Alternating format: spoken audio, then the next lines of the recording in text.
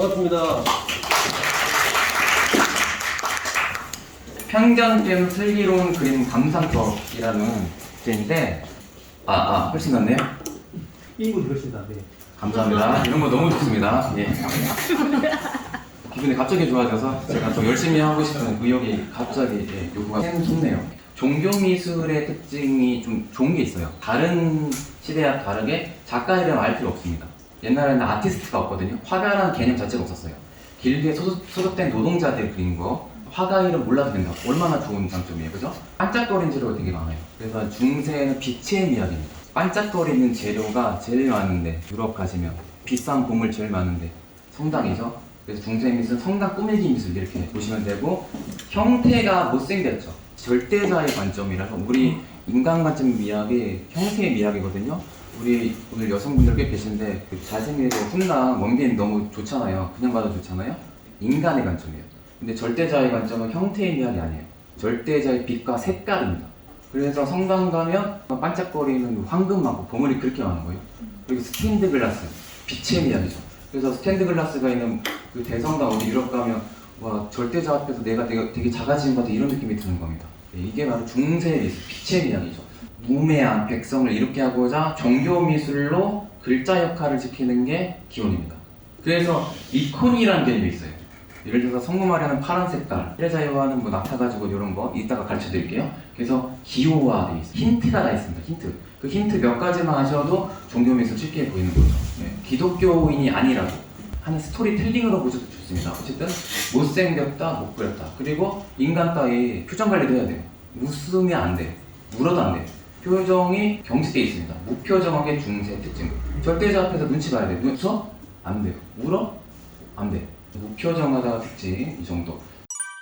르네상스 됐네요. 갑자기 달라졌죠. 갑자기. 이게 르네상스예요.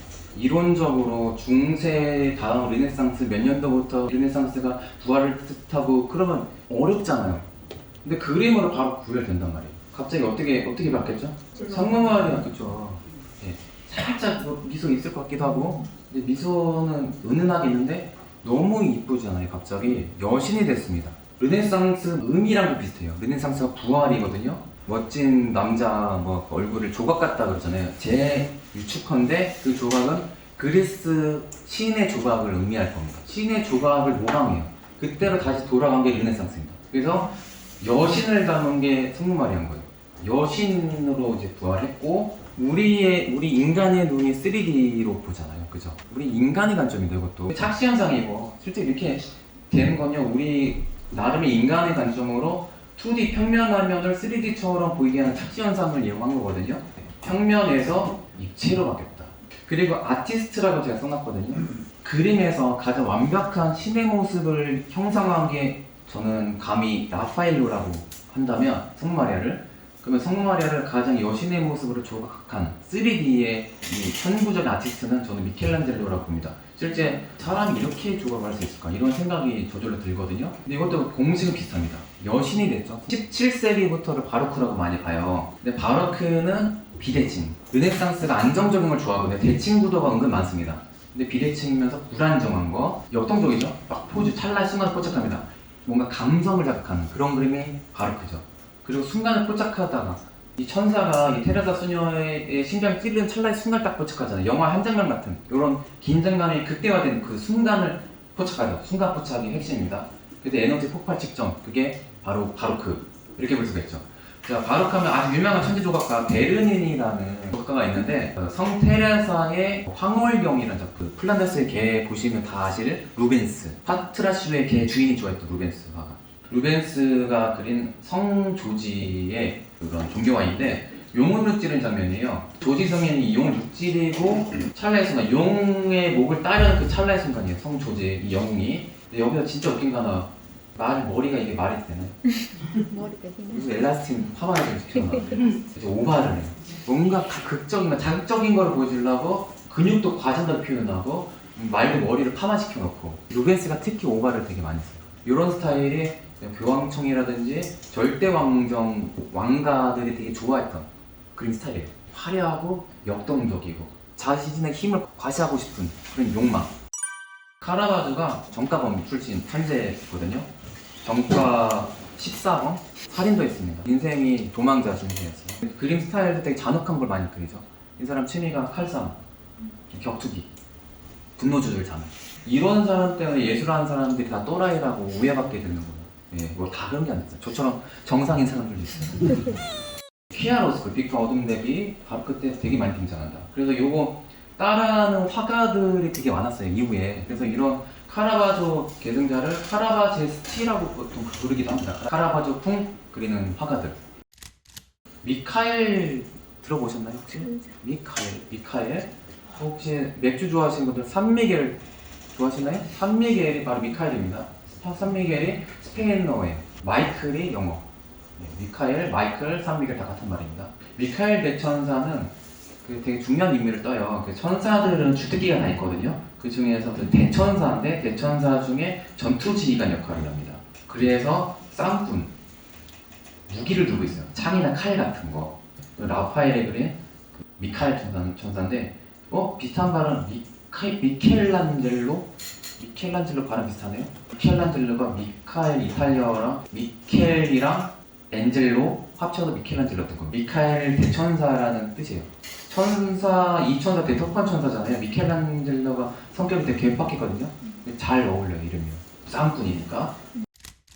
왜 그러냐면 사도들 중에 제일 어렸다고 보통 보거든요. 제일 젊은 사도. 젊게 보이려면, 어려 보이려면 수염을 안 그리면 어려 보이겠죠. 그래서 꽃미남이고 젊어 보인다. 여자? 꽃미남으로 그리려고. 그거 좋은 지적하셨는데 다빈치의 체험한차 기억나시죠? 옆에 잠자는 것처럼 보이는 막달라 마리 기억나시죠? 아시는 분 다빈치 코드라든지 다빈치 코드에서 옆에 누워있는 그 여자처럼 보이는 그 사람을 막달라 마리아로 잘못 해석한 거예요. 종교화에 대한 조그만 상식이 있었다면 그렇게 해석 못해요.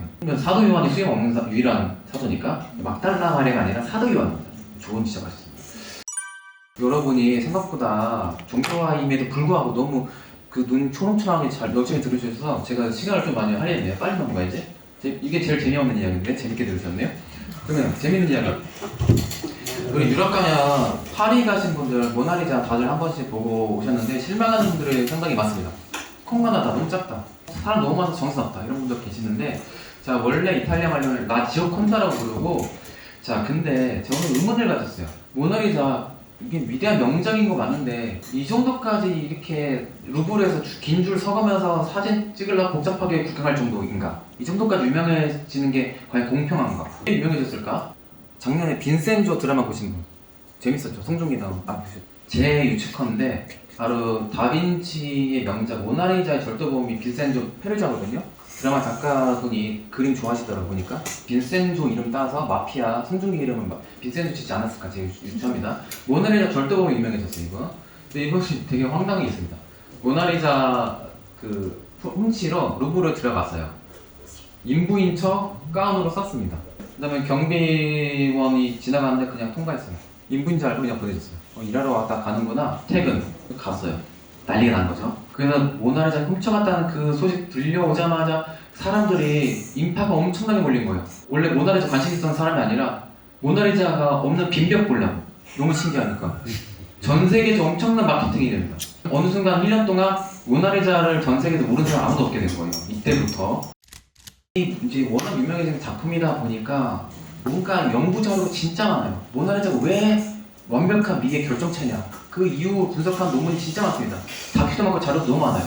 시선을 보고 있으면 움직일 때마다 시선을 따라다닌다. 한번 좀 움직여서 보세요. 눈 따라다니지 아니지 않나요? 죄송합니다. 제가 바보놀이 했어요. 저도 당했습니다. 유치원생이 그린 정면을 그린 초상화 아무거나 태어나도요. 이렇게 가도 따라오게 돼 있어요. 모든 그림이 다 동일한 겁니다. 비슷한 이야기를 미술관마다 그런 히트 작품들 가지고 다 이야기를 지어내요. 신비롭다, 비슷하다, 어떻게 눈이 따라다닐까? 정말 바보 같은 짓이 너무 안타까워. 이런 얘기를 아직도 하고 있다는 거. 자, 그래서 이거는 말도 안 되는 주장이라는 거.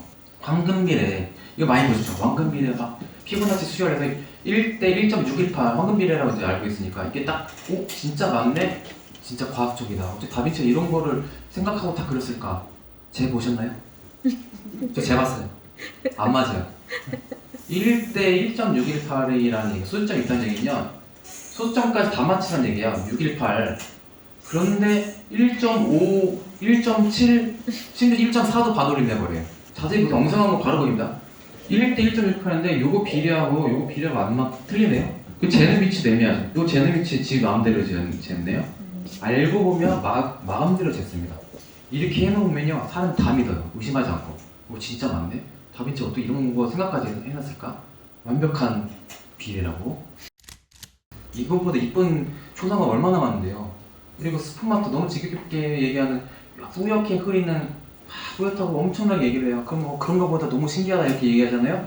우리 정선에 산수화 그릴 때 안개 끼는 그 묘한 거리감이 진정 언급법인데 그게 더 묘하고 신기하던데요 저는요.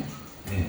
아무튼 자연 속에 있는 패턴들이 이렇게 감춰져 있다 이렇게 많이 주장을 해요. 저는 이때까지 믿었죠. 옛날에 믿었어요. 우와 진짜 자연에는 이런 신비한 수학적인 코드가 숨겨져 있구나. 제보면 안 나옵니다 이거. 대표적인 사기가 이게 앵무족의 예시로 많이 들거든요. 안 맞아요. 네. 그리고 파르테논 신전도 엄연히 안 맞다고 합니다. 분명히 논문도 나왔어요. 이게 실제로는 이게 안 맞고 제일 애매한 건 뭐지? 여기 기준 알게 뭐예요? 여기 밑에 지도 그만이고 위에 지도 그만이잖아요. 이 기준 잣대가 애매하고 성형외과에서도 황금비례 마스크라고 이런 거 하잖아요. 그래서 이쁜 뭐 연예인이나 정우성 같은 그 꽃미남 이 연예인 얼굴 딱 들어만다 진짜 완벽한 비례건 이렇게 하거든요.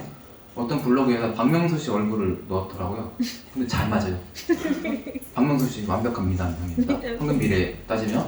그러니까 껴넣고 피라미드도 안 맞는데 보세요. 엉성한 거거든요.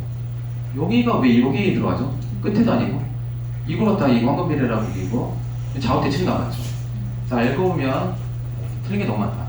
황금 비례를 완벽한 비례라고 했는 다빈치의 스케치죠. 비트루비우스적 인간. 비트루비우스가 원래 그 사람 이름인데 인체 비례에 대해서 연구한 그런 분인데 그것도 베코비치가 황금 비례 1대 1.628이라고 하는데 이거 제보면 안 맞아요. 베코비치가 황금 비례랑 다릅니다. 이런 게 너무 많아요. 그리고 우리 8등신이 미인으로 알고 계시잖아요. 근데 초창기 그리스 신들 조각할 때는요 7등신은 오히려 더 미인에 가까웠어요. 그러다가 이런 밀러 비너스 같은 조각이 나오면서 후반으로 갈수록 이런 게 간혹 있거든요. 전 세계에서 가장 유명한 비너스가 이 밀로의 비너스다 보니까 심지어는 이게 비너스라는 근거가 없어요. 발굴되는데 어떤 여신인지 모르겠는데 대략 비너스인 것 같아요. 그때 비너스를 이제 주장한 겁니다. 그래서 세상에서 가장 완벽한 비례 8등신의 전형이라고 여기지만 8등신이 아니에요. 8등신 오히려 더 높습니다. 근데 제가 봤을 때는요 초창기 7등신도 미인이라고 그랬잖아요. 실제 7등신만 돼도 비례 좋아 보입니다.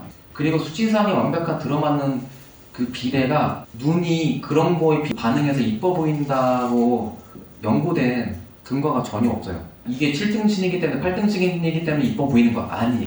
대략 아름다운 비례는 있을 수 있는데 정형화된 1대 1.618이라든지 딱 8등신에 들어맞아서 미인이라는 게 아니라는 거죠.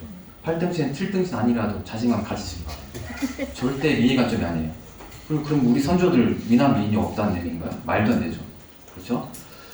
자, 그래서 저만 이런 그 이야기를 하는 게 아니라 이미 연구된 사례가 많더라고요. 저만 이렇게 세상을 펼치거나 그런 게 아니라 자, 스탠퍼드의 유명한 그 학 박사 수학자가 황금 비율을 재밌는 비유를 했어요. 종교적 신념에 가깝다. 사람들이 믿기 때문에 그것이 사실이라고 주장하지만 결코 사실이 아니다라는. 자 그리고 다른 버지니아의 이보 토렌스라는 이 교수는 인간의 인체에는 다양한 비율이 있지만 모두 황금 비율이 아니고 황금 비율은 사람 없어요. 맞다 해도 그게 완벽한 비율이라는 그런 근거가 전혀 존재하지 않는다. 유명한 수학자가 이미 결론을 냈습니다. 정확한 비례, 황금 비례 따위 존재하지 않는다. 있으니까 믿는 것 뿐이다. 이렇게 볼 수가 있는 거죠.